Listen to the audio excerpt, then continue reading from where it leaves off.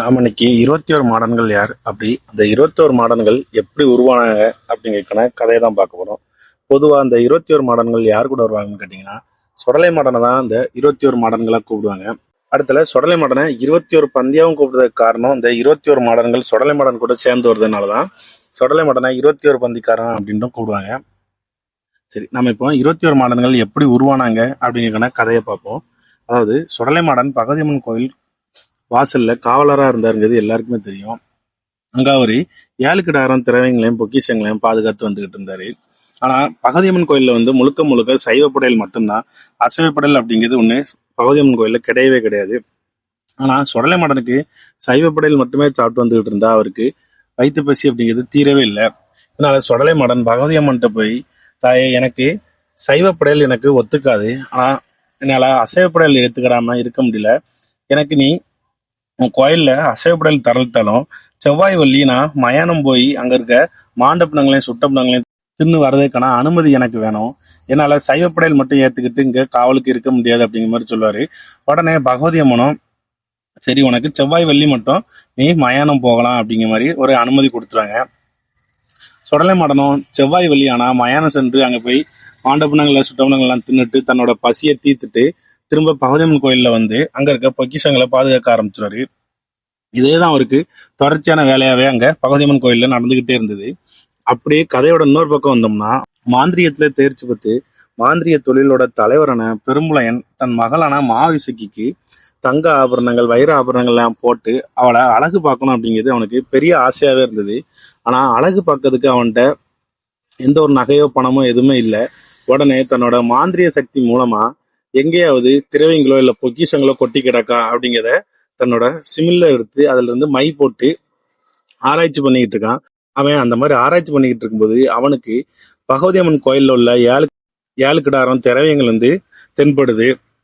உடனே பெருமுளையன் அந்த 7 கிடாரம் திரவியத்தை அடைஞ்சா போதும், தன்னோட மகளான மாவிசக்கியை அலங்காரம் பண்ணி பார்த்துடலாம் அப்படிங்கிற நோக்கத்தோட அந்த கோயிலை பத்தின முழு விவரங்களை தெரிஞ்சுக்கிறதுக்காண்டி கோயிலை சுத்தி வரான். அப்போ அந்த கோயில் எந்த மாதிரி அமைப்புல இருக்கு, அதுக்கு யார் காவல் இருக்கா, அந்த காவல்காரன் எப்ப வெளியே போவான் அப்படிங்கிற எல்லா விவரங்களையும் தெரிஞ்சுக்கிட்ட பெருமுளையன், எல்லா விஷயங்களும் தெரிஞ்ச பெருமுளையன் ஒரு சின்னதா ஒரு பிளான் போட்டான். அது என்ன பிளான் அப்படின்னு பார்த்தோம்னா, செவ்வாய் வழியானாலே சொடலை மாடன் கண்டிப்பா மயானம் போவார் அப்படிங்கிறத தெரிஞ்சுக்கிட்ட பெருமுளையன் அவர் கரெக்டா சொடலை மாடன் மயானத்துக்கு போன நேரமா பார்த்து பகவதியம்மன் கோயில்ல தன்னோட சக்தி மூலம், மாந்திரிக சக்தி மூலமா அந்த கோயிலை கட்டி அங்க இருக்க 7 கிடாரம் திரவியத்தை களவாடிட்டு கொண்டு போயிட்டான்.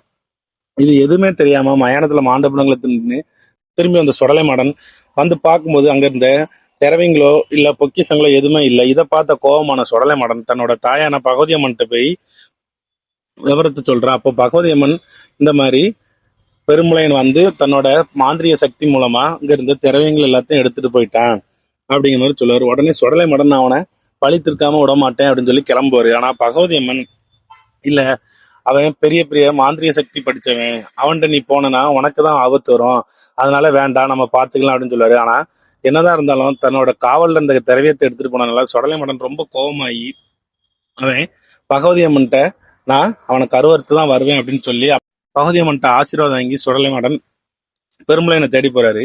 அங்க போய் பல சூழ்ச்சிகள் செய்து மாவிசக்கிய கற்பமாக்கி அந்த கற்பமாக்கின மாவிசக்கிய பழி வாங்கி அடுத்தல பெருமுளையனோட சிமில்லையும் அடப்பட்டு அந்த சிமில்ல இருந்து வெளியே பெருமுளையனையும் பழி தீர்த்து சொடலை மாடன் 7 கிடாரம் திரவியத்தை எடுத்துட்டு பகவதியம்மனை பார்க்க வந்திருக்காரு.